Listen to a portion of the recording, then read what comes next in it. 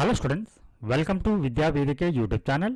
ಇದು ಭಾರತೀಯ ರಾಜಕೀಯ ಮತ್ತು ಸಂವಿಧಾನದ ಮೈಂಡ್ ಮ್ಯಾಪ್ ಮತ್ತು ಶಾರ್ಟ್ ನೋಟ್ಸ್ ಸರಣಿಯ ಕ್ಲಾಸ್ ನಂಬರ್ 24 ಆಗಿದೆ.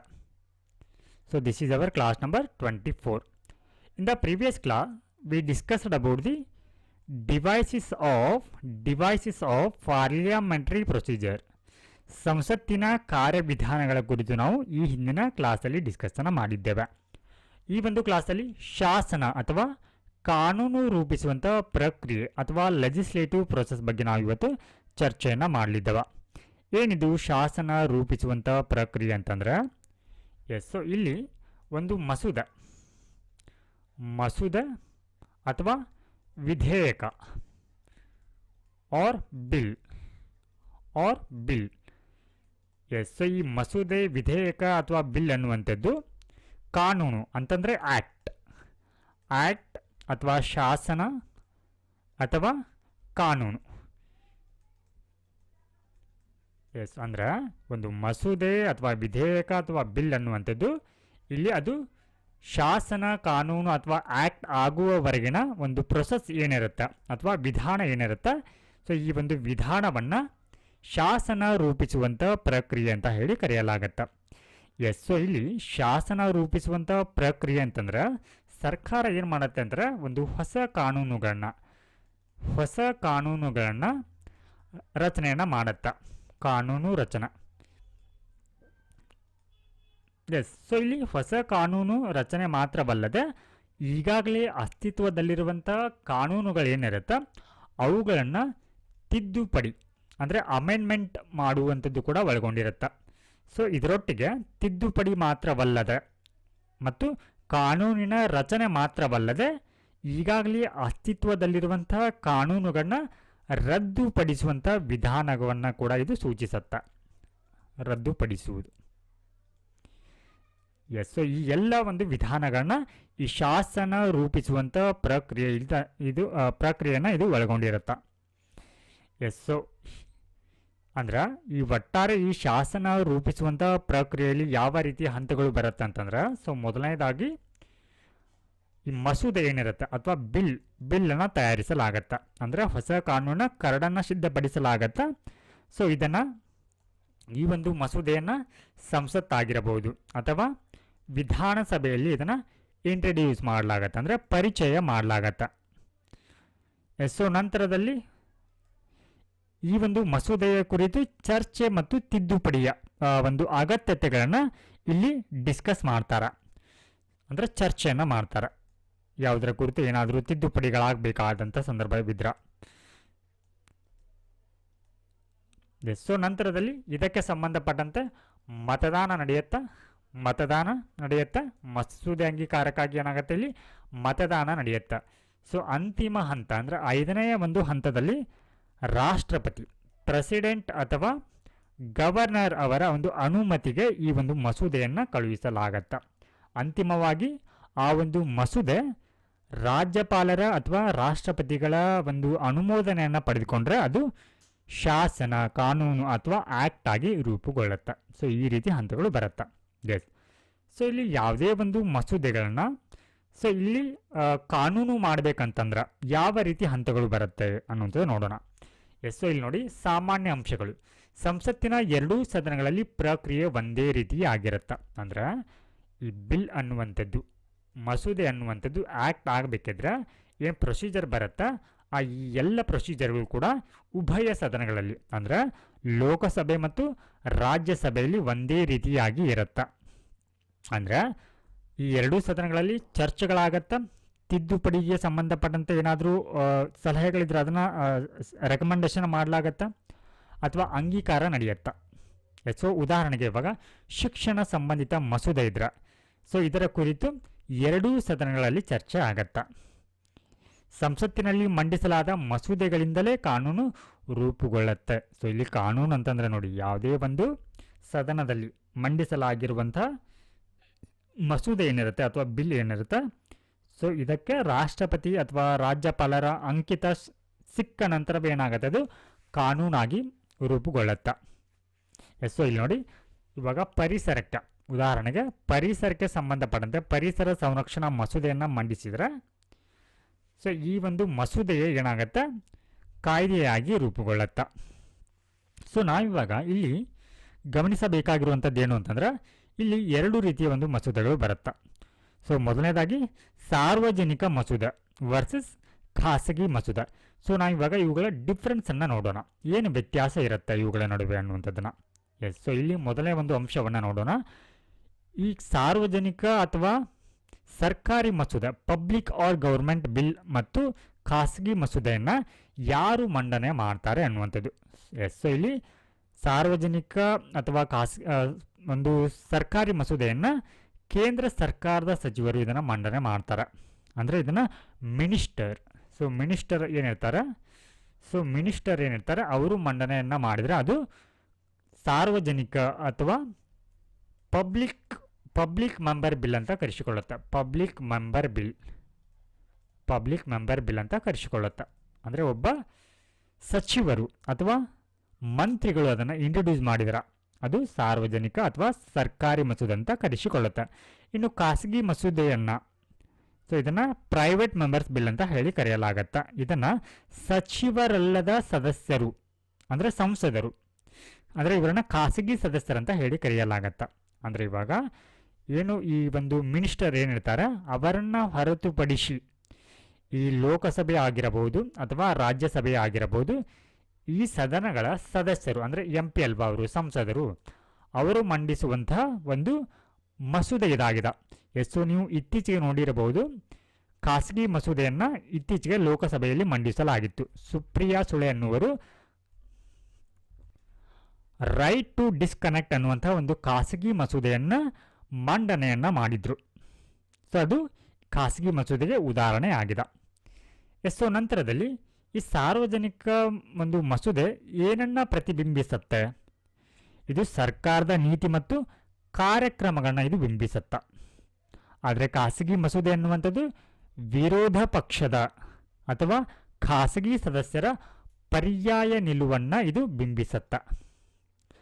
ಸೊ ಇಲ್ಲಿ ನೋಡಿ, ಈ ಸಾರ್ವಜನಿಕ ಒಂದು ಮಸೂದೆ ಏನಿರುತ್ತೆ ಇದು ಅಂಗೀಕಾರ ಆಗುವಂಥ ಸಾಧ್ಯತೆ ಹೆಚ್ಚಾಗಿರುತ್ತೆ. ಕಾರಣ ಇಲ್ಲಿ ಸರ್ಕಾರ ಬಹುಮತವನ್ನು ಹೊಂದಿರುತ್ತೆ. ಸೊ ಹೀಗಾಗಿ ಇದು ಅನುಮೋದನೆ ಅಥವಾ ಅಂಗೀಕಾರವಾಗುವಂಥ ಸಾಧ್ಯತೆ ಸಾಧ್ಯತೆ ಹೆಚ್ಚಿರುತ್ತೆ. ಆದರೆ ಈ ಖಾಸಗಿ ಮಸೂದೆ ಅಂತ ಬಂದಾಗ ಇದು ಅಂಗೀಕಾರಗೊಳ್ಳುವಂಥ ಸಾಧ್ಯತೆ ಇಲ್ಲಿ ತೀರಾ ಕಡಿಮೆ ಇರುತ್ತೆ. ಯಾಕಂತಂದ್ರೆ ಇಲ್ಲಿ ಸರ್ಕಾರದ ಬೆಂಬಲ ಇರೋದಿಲ್ಲ. ಇದು ಕೇವಲ ಒಂದು ಖಾಸಗಿ ಸದಸ್ಯರ ಒಂದು ಮಸೂದೆ ಆಗಿರುವಂಥ ಕಾರಣಕ್ಕಾಗಿ. ಹಾಗೆ ಇಲ್ಲಿ ಸಾರ್ವಜನಿಕ ಮಸೂದೆ ಅನ್ನುವಂಥದ್ದು ತಿರಸ್ಕಾರದ ಪರಿಣಾಮ, ಅಂದರೆ ಈ ಒಂದು ಸಾರ್ವಜನಿಕ ಅಥವಾ ಈ ಏನು ಮಿನಿಸ್ಟರ್ ಏನಿರ್ತಾರೆ ಕೇಂದ್ರ ಸರ್ಕಾರದ ಸಚಿವರು ಮಂಡಿಸಿರುವಂಥ ಈ ಒಂದು ಮಸೂದೆ ಏನಾದರೂ ತಿರಸ್ಕಾರವಾದರೆ ಅದು ಯಾವ ರೀತಿ ಪರಿಣಾಮ ಬೀರುತ್ತೆ. ಸೊ ಇಲ್ಲಿ ನೋಡಿ, ಸರ್ಕಾರದ ಮೇಲಿನ ಅವಿಶ್ವಾಸಕ್ಕೆ ಸಮಾನ ಅಂತ ಹೇಳಿ ಇದನ್ನು ಪರಿಗಣಿಸಲಾಗತ್ತೆ. ಇಲ್ಲಿ ನೋಡಿ, ಆಡಳಿತ ಪಕ್ಷದ ಸಚಿವರೇ ಈ ರೀತಿ ಒಂದು ಮಸೂದೆಯನ್ನು ಮಂಡನೆ ಮಾಡಿದಾಗ ಅದಕ್ಕೆ ಬೆಂಬಲವೇ ಇಲ್ಲದೆ ಹೋದರೆ ಇದು ಏನು ಹೇಳುತ್ತೆ ಅಂತಂದರೆ ಅಥವಾ ಏನು ಸೂಚಿಸುತ್ತೆ ಅಂದರೆ, ಇಲ್ಲಿ ಏನು ಮಸೂದೆಯನ್ನು ಮಂಡನೆ ಮಾಡಿರುವಂಥ ಸರ್ಕಾರದ ಭಾಗವಾಗಿರುವಂಥ ಸಚಿವರಿಗೆ ಇಲ್ಲಿ ಬೆಂಬಲ ಇಲ್ಲ ಅಂತಂದಾಗ ಸರ್ಕಾರಕ್ಕೆ ಇಲ್ಲಿ ವಿಶ್ವಾಸ ಇಲ್ಲ ಅನ್ನುವಂಥದ್ದನ್ನು ಇದು ಸೂಚಿಸುತ್ತೆ. ಆದರೆ ಖಾಸಗಿ ಮಸೂದೆಗೆ ಇದು ಅನ್ವಯಿಸೋದಿಲ್ಲ ನೋಡಿ. ಇದು ಒಂದು ವೇಳೆ ತಿರಸ್ಕಾರ ಆದರೆ ಇದು ಸರ್ಕಾರದ ವಿಶ್ವಾಸಕ್ಕೆ ಯಾವುದೇ ಪರಿಣಾಮವನ್ನು ಬೀರೋದಿಲ್ಲ. ಸೊ ಇಲ್ಲಿ ನೋಡಿ, ರಾಜೀನಾಮೆ ಪರಿಣಾಮ ಅಂದ್ರೆ ತಿರಸ್ಕೃತವಾದರೆ ಸರ್ಕಾರಕ್ಕೆ ರಾಜೀನಾಮೆ ಒತ್ತಡ. ಅಂದರೆ ಇದು ರಾಜೀನಾಮೆ ಮೇಲೆ ಯಾವ ರೀತಿ ಪರಿಣಾಮ ಬೀರುತ್ತೆ ತಿರಸ್ಕೃತವಾದರೆ ಅಂದರೆ ಇದು ಸರ್ಕಾರವೇ ಪತನಗೊಳ್ಳುವುದರ ಮೇಲೆ ಏನು ಮಾಡುತ್ತೆ, ಒಂದು ಒತ್ತಡವನ್ನು ಹಾಕತ್ತೆ. ಆದರೆ ಇಲ್ಲಿ ಖಾಸಗಿ ಮಸೂದೆ ರಿಜೆಕ್ಟ್ ಆದರೆ ಇಲ್ಲಿ ರಾಜೀನಾಮೆಯ ಒಂದು ಅಗತ್ಯತೆ ಇರೋದಿಲ್ಲ. ಹಾಗೆ ಇಲ್ಲಿ ಈ ಒಂದು ಸಾರ್ವಜನಿಕ ಒಂದು ಮಸೂದೆಯನ್ನು ಮಂಡನೆ ಮಾಡಬೇಕಾಗಿದ್ರೆ ಸೊ ಇಲ್ಲಿ ನೋಟಿಸ್ ಅವಧಿ ಇರುತ್ತೆ. ಅಂದರೆ 7 ದಿನಗಳ ಮುಂಚಿತವಾಗಿ ನೋಟಿಸನ್ನು ನೀಡಬೇಕಾಗತ್ತೆ. ಯಾರಿಗ? ಆ ಸದನಗಳ ಒಂದು ಸಭಾಧ್ಯಕ್ಷರಿಗೆ ಅಡ್ವಾನ್ಸ್ ಆಗಿ 7 ದಿನಗಳ ಮುಂಚಿತ ನೋಟಿಸನ್ನು ಸಲ್ಲಿಸಬೇಕು. ನಾವು ಇಂತಹ ಒಂದು ಮಸೂದೆಯನ್ನು ಇಂಟ್ರೊಡ್ಯೂಸ್ ಮಾಡ್ತಾ ಇದ್ದೀವಿ ಅನ್ನುವಂಥದ್ದನ್ನು 7 ದಿನಗಳ ಮುಂಚಿತವಾಗಿ ಹೇಳಬೇಕಾಗತ್ತೆ. ಸೊ ಆದರೆ ಖಾಸಗಿ ಮಸೂದೆಯ ಕುರಿತು ನೋಡಿ, ಇದಕ್ಕೆ ಸಂಬಂಧಪಟ್ಟಂತೆ 1 ತಿಂಗಳ ಅಡ್ವಾನ್ಸ್ ಅಥವಾ ಮುಂಚಿತ ಒಂದು ನೋಟಿಸನ್ನು ಇಲ್ಲಿ ಸಭಾಧ್ಯಕ್ಷರಿಗೆ ಸಲ್ಲಿಸಬೇಕಾಗತ್ತೆ. ಸೊ ಇಲ್ಲಿ ನೋಡಿ, ಈ ಸಾರ್ವಜನಿಕ ಒಂದು ಮಸೂದೆ ಏನಿರುತ್ತೆ ಇದರ ಕರಡು ಅಂದರೆ ಡ್ರಾಫ್ಟನ್ನು ರಚನೆ ಮಾಡಲಿಕ್ಕೆ ಇಲ್ಲಿ ಸಂಬಂಧಪಟ್ಟಂಥ ಇಲಾಖೆ ಮತ್ತು ಕಾನೂನು ಇಲಾಖೆ ಏನು ಮಾಡುತ್ತೆ ಇದಕ್ಕೆ ನೆರವನ್ನು ನೀಡುತ್ತೆ. ಆದರೆ ಖಾಸಗಿ ಮಸೂದೆ ಆಗಿದ್ರೆ ಸೊ ಇದನ್ನು ಯಾರು ಇಂಟ್ರೊಡ್ಯೂಸ್ ಮಾಡ್ತಾ ಇರ್ತಾರೆ ಆ ಸದಸ್ಯನೇ ಏನು ಮಾಡಬೇಕಾಗತ್ತೆ ಅದರ ಕರಡನ್ನು ರಚನೆ ಮಾಡಬೇಕಾಗತ್ತೆ. ಎಸ್, ಹಾಗೆ ಇಲ್ಲಿ ಈ ಸಾರ್ವಜನಿಕ ಒಂದು ಸರ್ಕಾರಿ ಮಸೂದೆಗೆ ಸರ್ಕಾರದ ಸಂಪೂರ್ಣ ಬೆಂಬಲ ಇರುತ್ತೆ. ಆದರೆ ಖಾಸಗಿ ಮಸೂದೆಯಲ್ಲಿ ಇಲ್ಲಿ ಸರ್ಕಾರದ ಅಧಿಕೃತ ಬೆಂಬಲ ಇರೋದಿಲ್ಲ.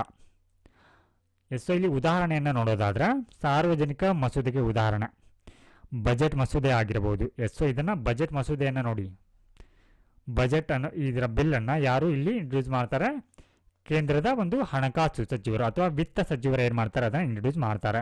ಪೊಲೀಸ್ ಸುಧಾರಣಾ ಮಸೂದೆ ಇಂಥವೆಲ್ಲವನ್ನು ಕೂಡ ಕೇಂದ್ರ ಸರ್ಕಾರದ ಅಥವಾ ರಾಜ್ಯ ಸರ್ಕಾರದ ಸಂಬಂಧಪಟ್ಟಂಥ ಸಚಿವರೇ ಅಂದರೆ ಮಿನಿಸ್ಟರ್ ಏನು ಮಾಡ್ತಾರೆ ಅದನ್ನು ಇಂಟ್ರೊಡ್ಯೂಸ್ ಮಾಡ್ತಾರೆ.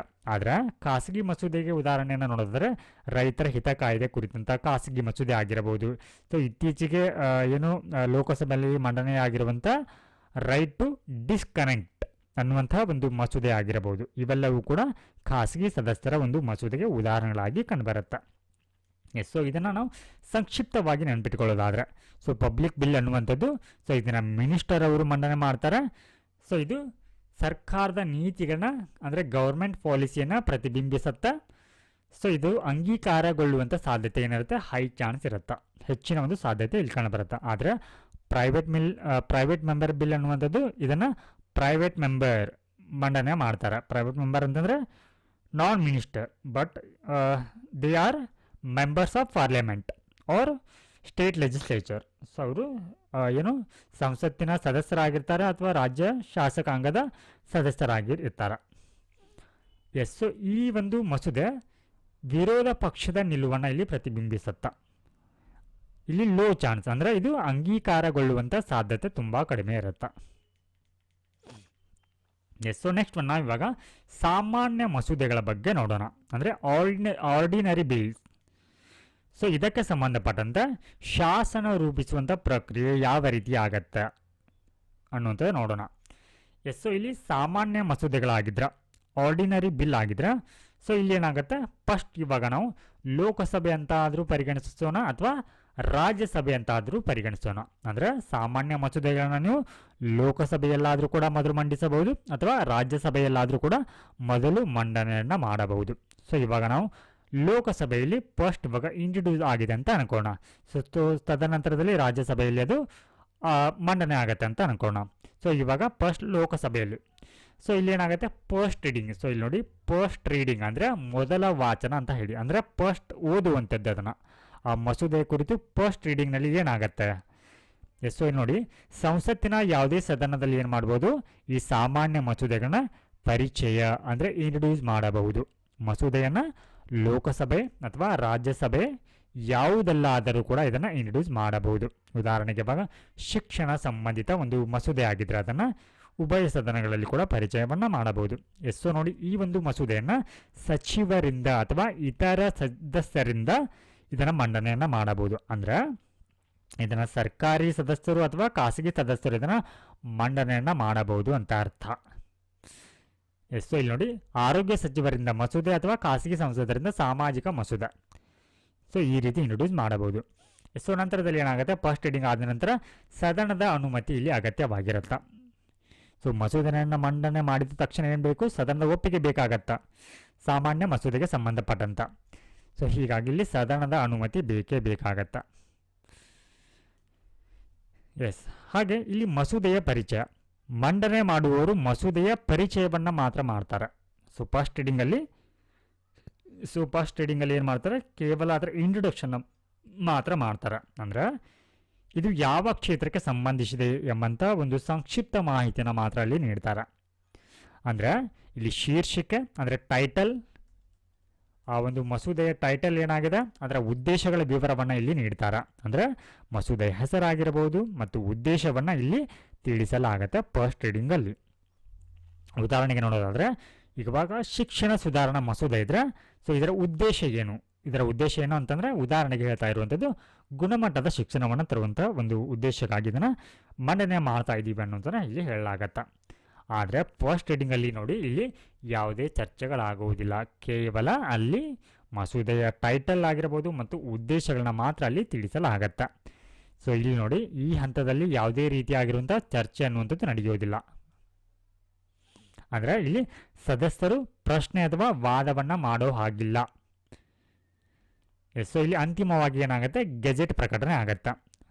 ಗೆಜೆಟ್ ಪ್ರಕಟಣೆ ಅಂದರೆ ನಂತರ ಮಸೂದೆಯನ್ನು ಭಾರತದ ಗೆಜೆಟ್ನಲ್ಲಿ ಪ್ರಕಟಿಸಲಾಗತ್ತೆ. ಅಂದರೆ ಆಫಿಷಿಯಲ್ ಗೆಜೆಟ್ ಆಫ್ ಇಂಡಿಯಾನಲ್ಲಿ ಏನು ಮಾಡಲಾಗುತ್ತೆ, ಅದನ್ನು ಮುದ್ರಣ ಮಾಡಲಾಗತ್ತೆ. ಸೊ ಇದು ಫಸ್ಟ್ ರೀಡಿಂಗ್ನಲ್ಲಿ ಆಗುವಂತಹ ಬೆಳವಣಿಗೆಗಳು. ಸೊ ನಂತರದಲ್ಲಿ ಸೆಕೆಂಡ್ ರೀಡಿಂಗ್, ಎರಡನೇ ವಾಚನ ಏನಾಗುತ್ತೆ, ಇಲ್ಲಿ ಸಾಮಾನ್ಯ ಚರ್ಚೆಯ ಹಂತ. ಸೊ ಇಲ್ಲಿ ನೋಡಿ, ಮೇಲಿನ ಒಂದು ಹಂತದಲ್ಲಿ ಅಲ್ಲಿ ಯಾವುದೇ ರೀತಿಯ ಚರ್ಚೆಗಳಾಗೋದಿಲ್ಲ. ಆದರೆ ಎರಡನೇ ಹಂತದಲ್ಲಿ ಇಲ್ಲಿ ಸಾಮಾನ್ಯ ಚರ್ಚೆಯ ಹಂತ ಇದಾಗಿರುತ್ತೆ. ಅಂದರೆ ಮಸೂದೆಯ ತತ್ವಗಳು ಮತ್ತು ಉದ್ದೇಶಗಳ ಕುರಿತು ಅವುಗಳ ಕುರಿತು ಚರ್ಚೆಯನ್ನು ಮಾಡಲಾಗತ್ತೆ. ಸೊ ತಕ್ಷಣ ಪರಿಗಣನೆ, ಸದನ ತಕ್ಷಣವೇ ಮಸೂದೆಯನ್ನು ಚರ್ಚೆಗೆ ತೆಗೆದುಕೊಳ್ಳಬಹುದು. ಅಂದರೆ ತುರ್ತು ಸಾಮಾಜಿಕ ಒಂದು ಮಸೂದೆ ಏನಾದರೂ ಆಗಿದ್ರೆ ಸೊ ಅದನ್ನು ತುರ್ತಾಗಿ ಅದನ್ನು ಚರ್ಚೆಗೆ ತೆಗೆದುಕೊಳ್ಳಲಾಗತ್ತೆ. ಸೊ ಇದಾದ ನಂತರದಲ್ಲಿ ಏನು ಮಾಡಲಾಗುತ್ತೆ, ಈ ಒಂದು ಮಸೂದೆಯನ್ನು ಆಯ್ಕೆ ಸಮಿತಿಗೆ ಉಲ್ಲೇಖವನ್ನು ಮಾಡಲಾಗತ್ತೆ. ಮಸೂದೆಯನ್ನು ಸದನದ ಆಯ್ಕೆ ಸಮಿತಿ ಅಂತ ಏನಿರುತ್ತೆ ಅದಕ್ಕೆ ಕಳುಹಿಸಲಾಗತ್ತೆ. ಸೊ ಇವಾಗ ಶಿಕ್ಷಣಕ್ಕೆ ಸಂಬಂಧಪಟ್ಟಂತೆ ಏನಾದರೂ ಮಸೂದೆ ಆಗಿದ್ರೆ ಅದನ್ನು ಶಿಕ್ಷಣ ಸಮಿತಿ, ಎಜುಕೇಷನ್ ಕಮಿಟಿ ಅಂತ ಏನಿರುತ್ತೆ ಅದಕ್ಕೆ ಅದನ್ನು ಶಿಫಾರಸನ್ನು ಮಾಡಲಾಗತ್ತೆ. ಸೊ ಇಲ್ಲಿ ಜಂಟಿ ಸಮಿತಿಗೆ ಅದನ್ನು ಕೂಡ ಉಲ್ಲೇಖ ಮಾಡಲಾಗುತ್ತೆ ನಂತರದಲ್ಲಿ. ಅಂದರೆ ಎರಡೂ ಸದನಗಳ ಸದಸ್ಯರಿರುವ, ಅಂದರೆ ಜಾಯಿಂಟ್ ಕಮಿಟಿ ಏನಿರುತ್ತೆ, ಎರಡೂ ಸದನಗಳಂದರೆ ಲೋಕಸಭೆ ಮತ್ತು ರಾಜ್ಯಸಭೆ, ಈ ಎರಡೂ ಸದನಗಳ ಸದಸ್ಯರಿರುವಂಥ ಜಾಯಿಂಟ್ ಕಮಿಟಿ ಏನಿರುತ್ತೆ ಅಥವಾ ಜಂಟಿ ಸಮಿತಿ ಏನಿರುತ್ತೆ ಇದಕ್ಕೆ ಅದನ್ನು ಉಲ್ಲೇಖ ಮಾಡ್ತಾರೆ. ಸೊ ಇದನ್ನು ಪರಿಶೀಲನೆಯನ್ನು ಮಾಡುತ್ತೆ ಈ ಒಂದು ಕಮಿಟಿಯಲ್ಲಿ. ಸೊ ಇದಾದ ನಂತರದಲ್ಲಿ ಆ ಮಸೂದೆಗೆ ಸಂಬಂಧಪಟ್ಟಂತೆ ಸಾರ್ವಜನಿಕ ಅಭಿಪ್ರಾಯವನ್ನು ಕೂಡ ಇಲ್ಲಿ ಸಂಗ್ರಹಿಸಲಾಗತ್ತೆ. ಅಂದರೆ ಜನರಿಂದ ಅಭಿಪ್ರಾಯ ಪಡೆಯಲಿಕ್ಕೆ ಏನು ಮಾಡಲಾಗುತ್ತೆ, ಮಸೂದೆಯನ್ನು ಪ್ರಸಾರ ಮಾಡಲಾಗತ್ತೆ. ಉದಾಹರಣೆಗೆ ಇವಾಗ ಪರಿಸರಕ್ಕೆ ಸಂಬಂಧಪಟ್ಟಂತೆ ಏನಾದರೂ ಮಸೂದೆ ಆಗಿದ್ರೆ ಇದಕ್ಕೆ ಸಾರ್ವಜನಿಕರ ಸಲಹೆಯನ್ನು ಕೂಡ ಇಲ್ಲಿ ಪಡೆಯಲಾಗತ್ತೆ. ಸೊ ಇದಾದ ನಂತರದಲ್ಲಿ ಸಮಿತಿ ಹಂತ ಅಂತ ಬರುತ್ತೆ. ಸೊ ಇಲ್ಲಿ ಸಮಿತಿ ಏನು ಮಾಡುತ್ತೆ, ಮಸೂದೆಯನ್ನು ವಿವರವಾಗಿ ಅದನ್ನು ಪರಿಶೀಲನೆಯನ್ನು ಮಾಡುತ್ತೆ. ಅಂದರೆ ಅದರ ಸಾಧಕ ಬಾಧಕಗಳೇನು ಅನ್ನೋದನ್ನು ಇಲ್ಲಿ ಪರಿಶೀಲನೆಯನ್ನು ಮಾಡುತ್ತೆ. ಅಂದರೆ ಈ ಒಂದು ಸಮಿತಿಯ ಹಂತ ಅಂತ ಬಂದಾಗ ಆ ಸಮಿತಿಗಳಲ್ಲಿ ತಜ್ಞರಿರ್ತಾರೆ, ಪಂಡಿತರಿರ್ತಾರೆ. ಸೊ ಇಲ್ಲಿ ಅವ್ರೇನು ಮಾಡ್ತಾರೆ, ತಜ್ಞರ ಅಭಿಪ್ರಾಯವನ್ನು ಪಡೆದುಕೊಳ್ತಾರೆ. ಏನಾದರೂ ತಿದ್ದುಪಡಿಯ ಒಂದು ಅಗತ್ಯತೆ ಇದ್ದರೆ ಅದರ ಸಲಹೆಯನ್ನು ಕೂಡ ಇಲ್ಲಿ ನೀಡ್ತಾರೆ. ಸೊ ನಂತರದಲ್ಲಿ ಬರುವಂಥದ್ದು ಪರಿಗಣನೆಯ ಹಂತ. ಅಂದರೆ ಇಲ್ಲಿ ಮಸೂದೆಯ ಪ್ರತಿ ಷರತ್ತು, ಅಂದರೆ ಕ್ಲಾಸ್ ಏನಿರುತ್ತೆ ಪ್ರತಿ ಕ್ಲಾಸನ್ನು ಕೂಡ ಇಲ್ಲಿ ಚರ್ಚೆಯನ್ನು ಮಾಡಿ ಅದನ್ನು ಪ್ರತ್ಯೇಕವಾಗಿ ಮತದಾನಕ್ಕೆ ಹಾಕಲಾಗತ್ತೆ. ಸೊ ಹೀಗಾಗಿ ಪ್ರತಿಯೊಂದು ಷರತ್ತಿಗೆ ಇಲ್ಲಿ ಪ್ರತ್ಯೇಕವಾಗಿ ಮತದಾನ ಅನ್ನುವಂಥದ್ದು ನಡೆಯುತ್ತೆ. ಅಂದರೆ ಇಲ್ಲಿ ನೋಡಿ, ಪ್ರತಿ ಕ್ಲಾಸನ್ನು ಚರ್ಚೆಯನ್ನು ಮಾಡುವಂಥ ಸಂದರ್ಭದಲ್ಲಿ ಅದು ಅಂಗೀಕಾರ ಕೂಡ ಆಗ್ಬೋದು ಅಥವಾ ತಿರಸ್ಕಾರ ಕೂಡ ಆಗಬಹುದು ಈ ಒಂದು ಮತದಾನದ ಸಂದರ್ಭದಲ್ಲಿ. So next one third stage, ಅಂದರೆ ಮೂರನೇ ವಾಚನ, ಥರ್ಡ್ ರೀಡಿಂಗ್ ಅನ್ನುವಂಥದ್ದು ಮೂರನೇ ವಾಚನ. ಸೊ ಈ ಒಂದು ಮೂರನೇ ವಾಚನದಲ್ಲಿ ಏನಾಗುತ್ತೆ, ಸಂಪೂರ್ಣ ಮಸೂದೆ ಮೇಲೆ ಚರ್ಚೆಗಳಾಗತ್ತೆ. ಮಸೂದೆಯನ್ನು ಏನು ಮಾಡಲಾಗುತ್ತೆ, ಪೂರ್ಣವಾಗಿ ಒಪ್ಪಬೇಕು ಅಥವಾ ತಿರಸ್ಕರಿಸಬೇಕು ಎಂಬುದರ ಕುರಿತು ಇಲ್ಲಿ ಚರ್ಚೆಗಳಾಗತ್ತೆ. ಬಿಲ್ ಆಸ್ ಅ ಹೋಲ್ ಮೇಲೆ ಏನು ಮಾಡಲಾಗುತ್ತೆ, ಮತವನ್ನು ಹಾಕಲಾಗತ್ತೆ. ಅಂದರೆ ತಿದ್ದುಪಡಿಗಳಿಗೆ ಇಲ್ಲಿ ಅವಕಾಶ ಇರುವುದಿಲ್ಲ. ಅಂದರೆ ಈ ಹಂತದಲ್ಲಿ ಯಾವುದೇ ತಿದ್ದುಪಡಿ ಇರುವುದಿಲ್ಲ, ಅದನ್ನು ಎರಡನೇ ಹಂತದಲ್ಲಿ ಮಾಡಲಾಗಿರುತ್ತೆ. ಸೊ ಇಲ್ಲಿ ಹೊಸ ಷರತ್ತನ್ನು ಕೂಡ ಇಲ್ಲಿ ಸೇರಿಸಲಿಕ್ಕೆ ಅವಕಾಶ ಇರೋದಿಲ್ಲ. ಇಲ್ಲಿ ನೋಡಿ, ವೆರಿ ಇಂಪಾರ್ಟೆಂಟ್, ಯಾವುದೇ ತಿದ್ದುಪಡಿಯನ್ನು ಕೂಡ ಮಾಡೋ ಹಾಗಿಲ್ಲ, ಹಾಗೆ ಯಾವುದೇ ಹೊಸ ಷರತ್ತನ್ನು ಅಂಶವನ್ನು ಕೂಡ ಇಲ್ಲಿ ಸೇರಿಸೋ ಹಾಗಿಲ್ಲ. ಸೊ ಇಲ್ಲಿ ನೋಡಿ, ಸಭಾಧ್ಯಕ್ಷರ ದೃಢೀಕರಣ ಇದಕ್ಕೆ ಅಗತ್ಯವಾಗಿ ಇರುತ್ತೆ. ಸಭಾಧ್ಯಕ್ಷರು ಅಂತಂದರೆ ಇಲ್ಲಿ ರಾಜ್ಯಸಭೆಯಲ್ಲಿ ಚೇರ್ಮನ್ ಅವರು ಇರ್ತಾರೆ, ಲೋಕಸಭೆಯಲ್ಲಿ ಸ್ಪೀಕರ್ ಅವರು ಇರ್ತಾರೆ. ಸೊ ಇವರ ಒಂದು ದೃಢೀಕರಣ ಇದಕ್ಕೆ ಬೇಕಾಗತ್ತೆ. ಅಂದರೆ ಸ್ಪೀಕರ್ ಮಸೂದೆಯನ್ನು ದೃಢೀಕರಿಸಿ ಎರಡನೇ ಸದನಕ್ಕೆ ಕಳುಹಿಸುತ್ತಾರೆ. ಸೊ ಇವಾಗ ಲೋಕಸಭೆಯಲ್ಲಿ ಇದು ಫಸ್ಟ್ ಈ ರೀತಿ ಒಂದು ಮೊದಲ 3 ವಾಚನಗಳು ಆದ ನಂತರ ಇದಕ್ಕೆ ದೃಢೀಕರಣವನ್ನು ಕೊಡ್ತಾರೆ, ಯಾರು, ಸಭಾಧ್ಯಕ್ಷರು. ಅದಾದ ನಂತರ ಏನಾಗುತ್ತೆ, ಅದು ಎರಡನೇ ಸದನಕ್ಕೆ ರವಾನೆ ಆಗುತ್ತೆ, ಲೋಕಸಭೆಯಿಂದ ರಾಜ್ಯಸಭೆಗೆ. ಸೊ ಇವಾಗ ಎರಡನೇ ಸದನದಲ್ಲಿ ಅಂದರೆ ಸ್ಟೇಟ್, ಅಂದರೆ ಇವಾಗ ಲೋಕಸಭೆ ಮತ್ತು ರಾಜ್ಯಸಭೆಯ ಬಗ್ಗೆ ಡಿಸ್ಕಷನ್ ಮಾಡ್ತಾ ಇದ್ದೀವಿ. ಇದೇ ರೀತಿ ಒಂದು ಪ್ರಕ್ರಿಯೆ ಮಸೂದೆಗೆ ಸಂಬಂಧಪಟ್ಟಂತೆ, ಸಾಮಾನ್ಯ ಮಸೂದೆಗೆ ಸಂಬಂಧಪಟ್ಟಂತೆ ಸ್ಟೇಟ್ ಲೆಜಿಸ್ಲೇಚರ್ ಏನಿರುತ್ತೆ, ರಾಜ್ಯ ಶಾಸಕಾಂಗ ಅಂತ ಏನಿರುತ್ತೆ, ಅಲ್ಲಿ ಕೂಡ ಇದೇ ರೀತಿಯ ಒಂದು ಪ್ರಕ್ರಿಯೆ ಆಗುತ್ತೆ. ಅಂದರೆ ಅಲ್ಲಿ ವಿಧಾನಸಭೆ ಏನಿರುತ್ತೆ ಅಲ್ಲಿ ಮತ್ತು ವಿಧಾನ ಪರಿಷತ್ ಏನಿರುತ್ತೆ ಅಲ್ಲಿ ಯಾವ ರೀತಿ ಇದೇ ರೀತಿಯ ಒಂದು ಹಂತಗಳು ಅಲ್ಲಿ ಕಂಡುಬರುತ್ತೆ. ಲೋಕಸಭೆಯಲ್ಲಿ ಅದಾಗಿದ್ದರೆ ವಿಧಾನಸಭೆಯಲ್ಲಿ ಕೂಡ ಅದೇ ಪ್ರೊಸೀಜರ್ ಇರುತ್ತೆ. ಸೊ ನಂತರದಲ್ಲಿ ರಾಜ್ಯಸಭೆಯಲ್ಲಿ ಆಗಿದ್ದರೆ ಅದೇ ರೀತಿ ವಿಧಾನ ಪರಿಷತ್ನಲ್ಲಿ ಕೂಡ ಅದೇ ರೀತಿಯ ಪ್ರಕ್ರಿಯೆಗಳು ಕಂಡುಬರುತ್ತೆ. ಸೊ ಇವಾಗ 2ನೇ ಸದನದಲ್ಲಿ ಮತ್ತೆ ಏನಾಗುತ್ತೆ, ಮೇಲಿನ 3 ವಾಚನಗಳು ಕೂಡ ಇಲ್ಲಿ ಜರುಗತ್ತಾ. 1ನೇ ಹಂತ, 2ನೇ ಹಂತ ಮತ್ತು 3ನೇ ಒಂದು ವಾಚನಗಳು ಇಲ್ಲಿ ನಡೆಯುತ್ತಾ. ಮೊದಲ, 2ನೇ ಮತ್ತು 3ನೇ ವಾಚನಗಳು ಇಲ್ಲಿ ಮತ್ತೆ ಪುನರಾವರ್ತನೆ ಆಗತ್ತಾ, ಸೇಮ್ ಪ್ರೊಸೀಜರ್ ಆಗತ್ತಾ. ಸೊ ಇಲ್ಲಿ ನೋಡಿ, ಈ ಎಲ್ಲ ಹಂತಗಳಾದ ನಂತರ, ಈ 3 ವಾಚನಗಳಾದ ನಂತರ 2ನೇ ಸದನದಲ್ಲಿ ಏನಾಗುತ್ತೆ, 2ನೇ ಸದನದ ಆಯ್ಕೆಗಳೇನಿರುತ್ತೆ, ವೆರಿ ಇಂಪಾರ್ಟೆಂಟ್. ಸೊ ಇದನ್ನು ಯಥಾವತ್ತಾಗಿ ಅಂಗೀಕಾರವನ್ನು ಮಾಡಬಹುದು. ಯಥಾವತ್ತಾಗಿ ಅಂತಂದರೆ ಯಾವುದೇ ಬದಲಾವಣೆ ಇಲ್ಲದ ಅಂಗೀಕಾರವನ್ನು ಮಾಡಬಹುದು. ಅಂದರೆ ಇವಾಗ ಲೋಕಸಭೆಯಿಂದ ಬಂದಿರುವಂಥ ಮಸೂದೆ ಇವಾಗ ರಾಜ್ಯಸಭೆಯಲ್ಲಿ ಇದೆ. ಸೊ ಇದು ಕಳಿಸಿರುವಂಥ ಮಸೂದೆ ಇವಾಗ ರಾಜ್ಯಸಭೆ ಬಳಿ ಬಂದಾಗ ಇದು ಯಾವುದೇ ಯಥಾವತ್ತಾಗಿ ಏನಿರುತ್ತೆ, ಏನನ್ನ ತಿದ್ದುಪಡಿ ಮಾಡದೆ ಏನು ಮಾಡ್ಬೋದು, ಅದನ್ನು ಅಂಗೀಕಾರವನ್ನು ಮಾಡಬಹುದು. ಅಂದರೆ ಲೋಕಸಭೆ ಯಾವ ರೀತಿ ಕಳಿಸಿರುತ್ತೆ ಅದೇ ರೀತಿಯಾಗಿ ಇದನ್ನು ಒಪ್ಪಿಗೆನ ನೀಡಬಹುದು. ಅಥವಾ 2ನೇ ಆಯ್ಕೆ ನೋಡಿ, ಸೊ ಫಸ್ಟ್ ಒನ್ ಯಥಾವತ್ತಾಗಿ ಅದಕ್ಕೆ ಅಂಗೀಕಾರವನ್ನು ಕೊಟ್ಟು ಬಿಡಬಹುದು. ಸೊ 2ನೇದಾಗಿ ತಿದ್ದುಪಡಿಯೊಂದಿಗೆ ಅಂಗೀಕಾರವನ್ನು ಮಾಡಬಹುದು. ಅಂದರೆ ಅಲ್ಲಿ ಏನಾದರೂ ತಿದ್ದುಪಡಿ ಅಗತ್ಯತೆ ಇದೆ ಅಂತ ಹೇಳಿ ಏನು ಮಾಡ್ಬೋದು, ಅದಕ್ಕೆ ಸಲಹೆಯನ್ನು ನೀಡಬಹುದು. ಸೊ ಹೀಗಾಗಿ ಏನಾಗುತ್ತೆ, ತಿದ್ದುಪಡಿಯನ್ನು ಬಯಸಿದ್ರೆ ಸೊ ಏನಾಗುತ್ತೆ ನಂತರದಲ್ಲಿ ಅದು ತಿದ್ದುಪಡಿ ಮಾಡಿ ಮೊದಲ ಸದನಕ್ಕೆ ಅದನ್ನು ರವಾನಿಸಲಾಗತ್ತೆ. ಸೊ ಅದನ್ನು ಮತ್ತೆ ಲೋಕಸಭೆಗೆ ಕಳುಹಿಸಲಾಗತ್ತೆ, ಹೊಸ ಸಲಹೆಗಳೊಂದಿಗೆ ಕಳುಹಿಸಲಾಗತ್ತೆ. ಸೊ ನಂತರದಲ್ಲಿ ಇರುವಂಥ ಆಯ್ಕೆ ಏನು ಅಂತಂದರೆ, ಆ ಒಂದು ಮಸೂದೆಯನ್ನು ಸಂಪೂರ್ಣವಾಗಿ ತಿರಸ್ಕಾರವನ್ನು ಕೂಡ ಮಾಡಬಹುದು. ಮಸೂದೆಯಲ್ಲಿ ಏನಾಗುತ್ತೆ, ತಿರಸ್ಕಾರ ಆಗತ್ತೆ. ಸೊ ಹೀಗಾಗಿ ಸರ್ಕಾರಕ್ಕೆ ಏನಾಗುತ್ತೆ, ಇದು ಅಸಮಾಧಾನವನ್ನು ತಂದೊಡ್ಡುತ್ತೆ. ಸೊ ಹೀಗಾಗಿ 6 ತಿಂಗಳ ಅಂದರೆ ಮಸೂದೆಯನ್ನು ಇದೇನು ಮಾಡ್ಬೋದು, 2ನೇ ಒಂದು ಸದನ ಏನಿರುತ್ತೆ ಯಾವುದೇ ಒಂದು ಕ್ರಮವಿಲ್ಲದೆ 6 ತಿಂಗಳುಗಳ ಕಾಲ ಏನು ಮಾಡ್ಬೋದು ಅಂತಾರೆ, 2ನೇ ಸದನ ಅಂದರೆ ರಾಜ್ಯಸಭೆಯಲ್ಲಿ ಅದನ್ನು ತನ್ನ ಬಳಿಯೇ ಇಟ್ಕೊಳ್ಳಬಹುದು. ಸೊ ಇಂತಹ ಒಂದು ಸಂದರ್ಭದಲ್ಲಿ ಏನಾಗತ್ತೆ, ಡೆಡ್ಲಾಕ್ ಪರಿಸ್ಥಿತಿ ಅನ್ನುವಂಥದ್ದು ಆಗತ್ತೆ. ಅಂದರೆ ಡೆಡ್ಲಾಕ್ ಅಂತಂದರೆ 2 ಸದನಗಳ ನಡುವೆ ಭಿನ್ನಾಭಿಪ್ರಾಯ ಉಂಟಾಗತ್ತೆ. ಭಿನ್ನಾಭಿಪ್ರಾಯ. ಸೊ ಇಂತಹ ಒಂದು ಸಂದರ್ಭ ಉದ್ಭವಿಸಿದಾಗ ಏನಾಗುತ್ತೆ, ಡೆಡ್ಲಾಕ್ ಪರಿಸ್ಥಿತಿ ಇದ್ದಂಥ ಸಂದರ್ಭದಲ್ಲಿ ಜಂಟಿ ಅಧಿವೇಶನಕ್ಕೆ ಇದು ಕಾರಣ ಆಗುತ್ತೆ. ಅಂದರೆ ಜಾಯಿಂಟ್ ಸೆಷನ್ಗೆ ಇದು ಕಾರಣ ಆಗುತ್ತೆ. ಅಂದರೆ 2 ಸದನಗಳು ಕೂಡಿ ಇಲ್ಲಿ ಬರುತ್ತೆ. 2 ಸದನಗಳು ಕೂಡ ಇಲ್ಲಿ ಏನು ಮಾಡುತ್ತೆ, ಅಧಿವೇಶನಕ್ಕೆ ಬರುತ್ತೆ, ಲೋಕಸಭೆ ಮತ್ತು ರಾಜ್ಯಸಭೆ. ಎಸ್. ಸೊ ಈ ರೀತಿ ಜಂಟಿ ಅಧಿವೇಶನ ಏನು ಬರುತ್ತೆ, ಸೊ ಈ ಜಂಟಿ ಅಧಿವೇಶನದ ಅಧ್ಯಕ್ಷತೆಯನ್ನು ಯಾರು ವಹಿಸ್ಕೊಳ್ತಾರೆ ಅನ್ನುವಂಥದ್ದು ಇಂಪಾರ್ಟೆಂಟ್ ಆಗುತ್ತೆ. ಸೊ ಇಲ್ಲಿ ನೋಡಿ, ಜಂಟಿ ಅಧಿವೇಶನದ ಅಧ್ಯಕ್ಷತೆಯನ್ನು ಲೋಕಸಭೆಯ ಸ್ಪೀಕರ್ ಅವರು ವಹಿಸ್ಕೊಳ್ತಾರೆ, ವೆರಿ ಇಂಪಾರ್ಟೆಂಟ್.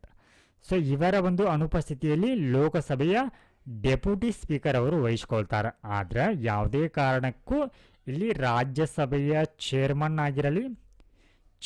ಆಗಿರಲಿ ಅಥವಾ ರಾಜ್ಯಸಭೆಯ ಡೆಪ್ಯೂಟಿ ಚೇರ್ಮನ್ ಅವರು ಇದರ ಅಧ್ಯಕ್ಷತೆಯನ್ನು ವಹಿಸಿಕೊಳ್ಳುವುದಿಲ್ಲ. Very important point. ಇವರು ವಹಿಸಿಕೊಳ್ಳೋದಿಲ್ಲ, ಹಾಗೆ ಡೆಪ್ಯೂಟಿ ಚೇರ್ಮನ್ ಅವರು ಇದನ್ನು ವಹಿಸಿಕೊಳ್ಳೋದಿಲ್ಲ.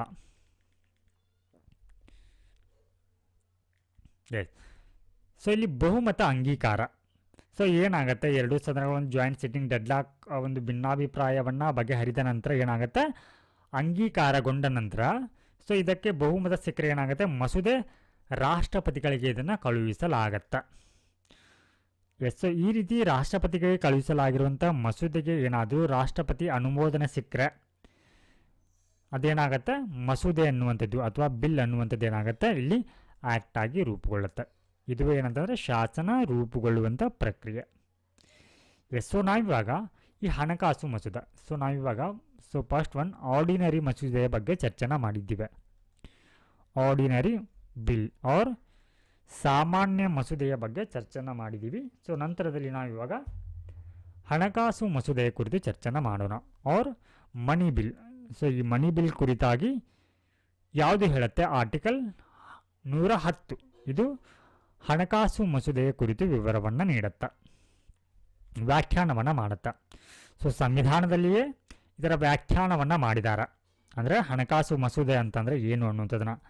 ಸೊ ಆರ್ಟಿಕಲ್ 110ರಲ್ಲಿ ಮನಿ ಬಿಲ್ಲನ್ನು ಸ್ಪಷ್ಟವಾಗಿ ನೋಡಿ, ಸ್ಪಷ್ಟವಾಗಿ ಇದನ್ನು ವ್ಯಾಖ್ಯಾನಿಸಲಾಗಿದೆ.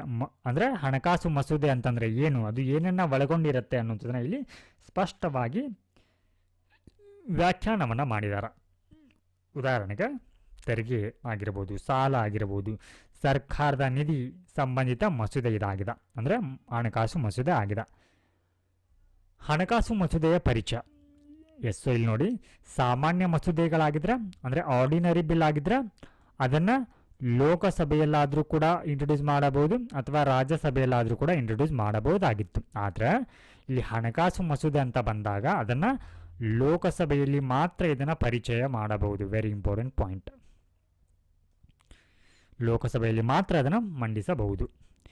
ಸೊ ಇಲ್ಲಿ ನೋಡಿ, ವಾರ್ಷಿಕ ಹಣಕಾಸು ಮಸೂದೆ ಅಂದರೆ ಆ್ಯನ್ಯುವಲ್ ಫೈನಾನ್ಷಿಯಲ್ ಒಂದು ಬಜೆಟ್ ಅಂತ ಏನಿರುತ್ತೆ, ಬಿಲ್ ಏನಿರುತ್ತೆ,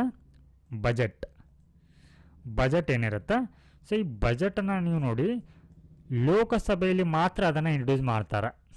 ಸೊ ಅದು ಬಜೆಟ್ ಅನ್ನುವಂಥದ್ದು ಏನಾಗಿದೆ, ಆ್ಯನ್ಯುವಲ್ ಫೈನಾನ್ಷಿಯಲ್ ಸ್ಟೇಟ್ಮೆಂಟ್ ಅನ್ನುವಂಥದ್ದು, ವಾರ್ಷಿಕ ಹಣಕಾಸು ಹೇಳಿಕೆ ಅನ್ನುವಂಥದ್ದು ಹಣಕಾಸು ಮಸೂದೆ ಆಗಿದೆ. ಸೊ ಹೀಗಾಗಿ ಇದನ್ನು ರಾಜ್ಯಸಭೆಯಲ್ಲಿ ಇದನ್ನು ಪರಿಚಯ ಮಾಡಲಿಕ್ಕೆ ಬರೋದಿಲ್ಲ. ಅಂದರೆ ರಾಜ್ಯಸಭೆಯಲ್ಲಿ ನಾವು ಮನಿ ಬಿಲ್ಲನ್ನು ಮಂಡಿಸಲಿಕ್ಕೆ ಇಲ್ಲಿ ಅವಕಾಶ ಇರುವುದಿಲ್ಲ. ಹಾಗಿದ್ರೆ ಇದನ್ನು ಯಾರು ಮಂಡನೆ ಮಾಡ್ತಾರೆ?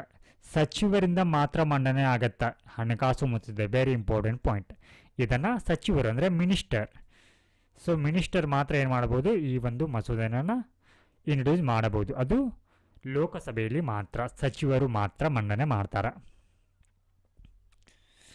ಸೊ ಈ ರೀತಿ ಹಣಕಾಸು ಮಸೂದೆ ಏನಿರುತ್ತೆ ಇದನ್ನು ಮಂಡನೆ ಮಾಡುವಂಥ ಸಂದರ್ಭದಲ್ಲಿ ಇದಕ್ಕೆ ರಾಷ್ಟ್ರಪತಿಗಳ ಅಂದರೆ ಪ್ರೆಸಿಡೆಂಟ್ ಅವರ ಶಿಫಾರಸು ಅಗತ್ಯ ಇರುತ್ತೆ. ಅವರ ಪೂರ್ವ ಶಿಫಾರಸಿಲ್ಲದೆ ಈ ಒಂದು ಮನಿ ಬಿಲ್ಲನ್ನು ಮಂಡಿಸಲಿಕ್ಕೆ ಬರುವುದಿಲ್ಲ. ಸೊ ಹೀಗಾಗಿ ಈ ಹಣಕಾಸು ಮಸೂದೆಗೆ ರಾಷ್ಟ್ರಪತಿಗಳ ಅನುಮೋದನೆ ಬೇಕೇ ಬೇಕಾಗತ್ತೆ. ಲೋಕಸಭೆಯಲ್ಲಿ ಅಂಗೀಕಾರ ಸಿಕ್ಕ ನಂತರ ಏನಾಗತ್ತೆ? ಸೊ ಅಂಗೀಕಾರ ಲೋಕಸಭೆಯಲ್ಲಿ ಏನಾಗತ್ತೆ, ಈ ಹಣಕಾಸು ಮಸೂದೆ ಕುರಿತು ಚರ್ಚೆ ಮತ್ತು ಮತದಾನಗಳಾಗತ್ತೆ. ಸೊ ಈ ಮತದಾನ ಆದ ನಂತರ, ಅಂಗೀಕಾರದ ನಂತರ ಏನಾಗುತ್ತೆ, ಇದನ್ನು ರಾಜ್ಯಸಭೆಗೆ ಕಳುಹಿಸಲಾಗತ್ತೆ.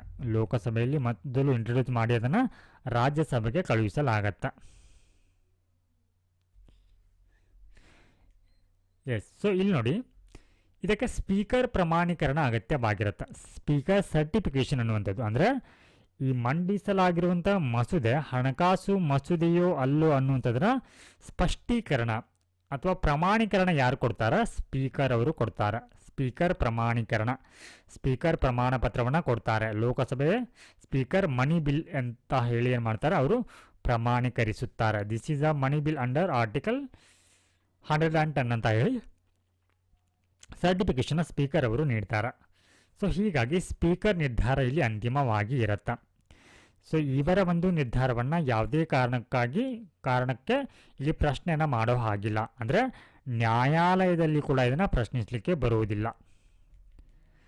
ಸೊ ಇದು ಲೋಕಸಭೆಯಲ್ಲಿ ಆಯಿತು. ಸೊ ನಂತರದಲ್ಲಿ ಇವಾಗ ರಾಜ್ಯಸಭೆಯಲ್ಲಿ ಏನಾಗತ್ತಾ ಈ ಒಂದು ಹಣಕಾಸು ಮಸೂದೆ ಅನ್ನುವಂಥದ್ದು ನೋಡೋಣ.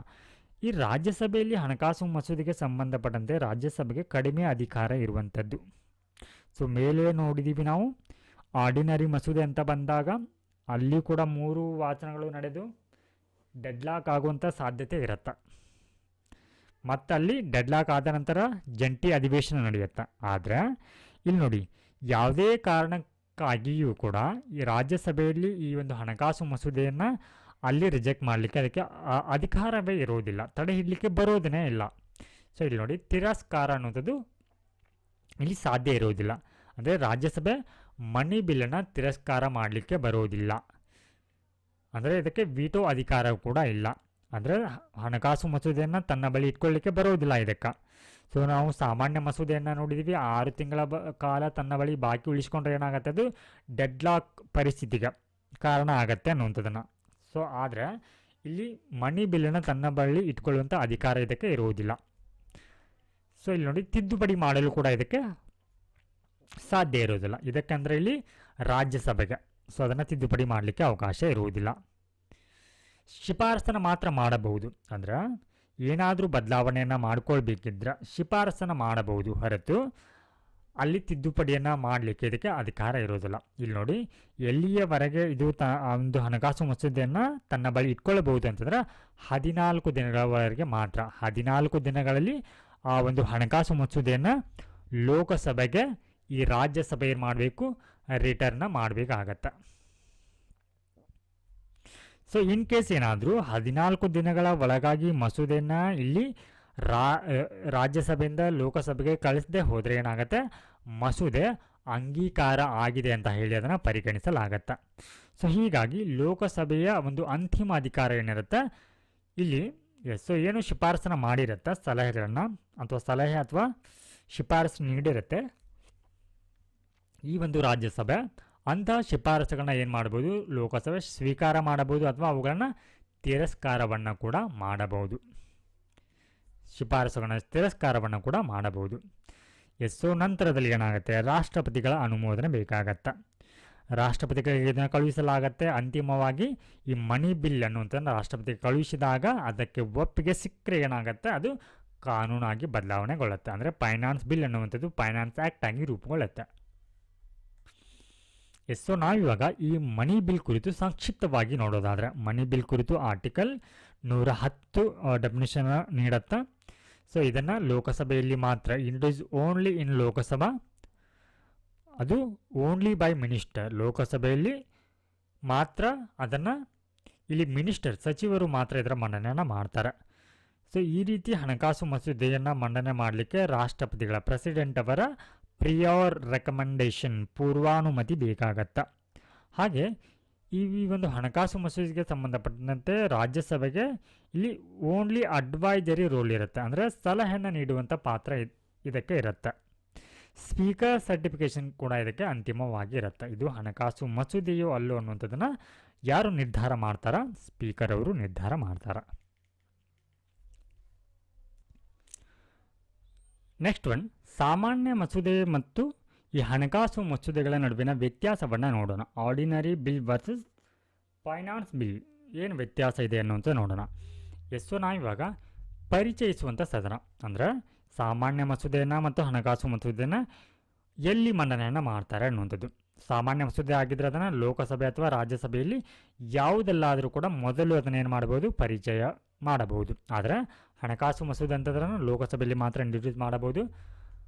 ಇಲ್ಲಿ ಸಾಮಾನ್ಯ ಮಸೂದೆಯನ್ನು ಯಾರು ಪರಿಚಯ ಮಾಡ್ತಾರೆ, ಇದನ್ನು ಸಚಿವರು ಅಥವಾ ಖಾಸಗಿ ಸದಸ್ಯರು, ಅಂದರೆ ಸಚಿವರು ಇಲ್ಲಿ ಅಂದರೆ ಮಿನಿಸ್ಟರ್, ಖಾಸಗಿ ಸದಸ್ಯರು ಅಂತಂದರೆ ನಾನ್ ಮಿನಿಸ್ಟರ್, ಅಂದರೆ ಅವರು ಆ ಸದನಗಳ ಒಂದು ಸದಸ್ಯರಾಗಿ ಇರ್ತಾರೆ, ಅವರು ಇದನ್ನು ಇಂಟ್ರೊಡ್ಯೂಸ್ ಮಾಡಬಹುದು. ಆದರೆ ಹಣಕಾಸು ಮಸೂದೆಯನ್ನು ಸಚಿವರು ಅಂದರೆ ಮಿನಿಸ್ಟರ್ ಮಾತ್ರ ಏನು ಮಾಡ್ಬೋದು, ಅದನ್ನು ಇಂಟ್ರೊಡ್ಯೂಸ್ ಮಾಡಬಹುದು. ಸೊ ಇಲ್ಲಿ ನೋಡಿ, ಸಾಮಾನ್ಯ ಮಸೂದೆಯನ್ನು ಇಂಟ್ರೊಡ್ಯೂಸ್ ಮಾಡಲಿಕ್ಕೆ ಇಲ್ಲಿ ರಾಷ್ಟ್ರಪತಿಗಳ ಶಿಫಾರಸು ಅಗತ್ಯ ಇರೋದಿಲ್ಲ. ಆದರೆ ಹಣಕಾಸು ಮಸೂದೆ ಅಂತ ಬಂದಾಗ ಇಲ್ಲಿ ರಾಷ್ಟ್ರಪತಿಗಳ ಪೂರ್ವ ಶಿಫಾರಸು ಇದಕ್ಕೆ ಅಗತ್ಯ ಇರುತ್ತೆ. ಇನ್ನು ಈ ಸಾಮಾನ್ಯ ಮಸೂದೆಗೆ ಸಂಬಂಧಪಟ್ಟಂತೆ ರಾಜ್ಯಸಭೆ ಅಧಿಕಾರವನ್ನು ನೋಡೋದಾದರೆ, ಸೊ ಇಲ್ಲಿ ರಾಜ್ಯಸಭೆ ಏನು ಮಾಡ್ಬೋದು, ಅದನ್ನು ತಿದ್ದುಪಡಿಯನ್ನು ಮಾಡಬಹುದು ಅಥವಾ ಇಲ್ಲಿ ಆ ಒಂದು ಮಸೂದೆಯನ್ನು ತಿರಸ್ಕಾರ ಕೂಡ ಮಾಡಬಹುದು. ಆದರೆ ಈ ಹಣಕಾಸು ಮಸೂದೆ ಅಂತ ಬಂದಾಗ ಇದನ್ನು ತಿದ್ದುಪಡಿಯನ್ನು ಮಾಡಲಿಕ್ಕೆ ಅಥವಾ ತಿರಸ್ಕಾರ ಮಾಡಲಿಕ್ಕೆ ಇಲ್ಲಿ ರಾಜ್ಯಸಭೆಗೆ ಅಧಿಕಾರ ಇರೋದಿಲ್ಲ. ಆದರೆ ಶಿಫಾರಸುಗಳನ್ನು ಮಾಡಬಹುದು, ಅಂದರೆ ಇದಕ್ಕೆ ಸೀಮಿತ ಅಧಿಕಾರ ಇರುವಂಥದ್ದು. ಇವಾಗ ಈ ತಡೆ ಹಿಡಿಯುವಂಥ ಅವಧಿ, ಸಾಮಾನ್ಯ ಮಸೂದೆಯನ್ನು ಗರಿಷ್ಠ 6 ತಿಂಗಳವರೆಗೆ ತಡೆ ಹಿಡಿಯಬಹುದು. ಆದರೆ ಹಣಕಾಸು ಮಸೂದೆಯನ್ನು ಗರಿಷ್ಠ 14 ದಿನಗಳವರೆಗೆ ಮಾತ್ರ ಅದನ್ನು ತಡೆ ಹಿಡಿಯಬಹುದು. ಇನ್ನು ಸ್ಪೀಕರ್ ಅವರ ಪ್ರಮಾಣೀಕರಣದ ಕುರಿತು ಸರ್ಟಿಫಿಕೇಷನ್, ಸ್ಪೀಕರ್ ಸರ್ಟಿಫಿಕೇಷನ್ ಅನ್ನುವಂಥದ್ದು ಸಾಮಾನ್ಯ ಮಸೂದೆಗೆ ಅಗತ್ಯ ಇರೋದಿಲ್ಲ, ಆದರೆ ಹಣಕಾಸು ಮಸೂದೆಗೆ ಅಗತ್ಯವಾಗಿ ಇರುತ್ತೆ. ಇನ್ನು ಜಂಟಿ ಅಧಿವೇಶನ, joint sitting or joint session ಅನ್ನುವಂಥದ್ದು ಸಾಮಾನ್ಯ ಮಸೂದೆಗೆ ಸಂಬಂಧಪಟ್ಟಂತೆ ಲೋಕಸಭೆ ಮತ್ತು ರಾಜ್ಯಸಭೆ ನಡುವೆ ಏನಾದರೂ ಭಿನ್ನಾಭಿಪ್ರಾಯ ಉಂಟಾದರೆ ಏನಾಗುತ್ತೆ, ಅಲ್ಲಿ ಜಾಯಿಂಟ್ ಸಿಟ್ಟಿಂಗನ್ನು ಕರೆಯಲಾಗುತ್ತೆ, ಜಂಟಿ ಅಧಿವೇಶನವನ್ನು ಕರೆಯಲಾಗುತ್ತೆ. ಆದರೆ ಮನಿ ಬಿಲ್ಗೆ ಸಂಬಂಧಪಟ್ಟಂತೆ ಯಾವುದೇ ರೀತಿಯಾದಂಥ ಭಿನ್ನಾಭಿಪ್ರಾಯ ಉಂಟಾಗೋದಿಲ್ಲ, ಅಂದರೆ ಅಲ್ಲಿ ಜಾಯಿಂಟ್ ಸಿಟ್ಟಿಂಗ್ಗೆ ಅವಕಾಶನೇ ಇರುವುದಿಲ್ಲ. ಯಾಕೆ ಅಂತಂದರೆ ಅಲ್ಲಿ ಇಲ್ಲಿ ರಾಜ್ಯಸಭೆಗೆ ಏನಿರುತ್ತೆ ಸೀಮಿತ ಅಧಿಕಾರ ಇರುತ್ತೆ, ಅಲ್ಲಿ ಯಾವುದೇ ಅಧಿಕಾರವೇ ಇರುವುದಿಲ್ಲ.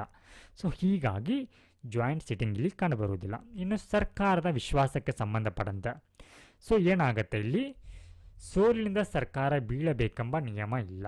ಅಂದರೆ ಸಾಮಾನ್ಯ ಮಸೂದೆ ಏನಾದರೂ ಇಲ್ಲಿ ಅಂಗೀಕಾರಗೊಳ್ಳದೆ ಹೋದರೆ ಇಲ್ಲಿ ಸರ್ಕಾರ ಬೀಳುತ್ತೆ ಅನ್ನುವಂಥದ್ದು ನಿಯಮ ಇಲ್ಲ, ಅಥವಾ ಬೀಳಬೇಕೆಂಬ ನಿಯಮ ಇಲ್ಲ.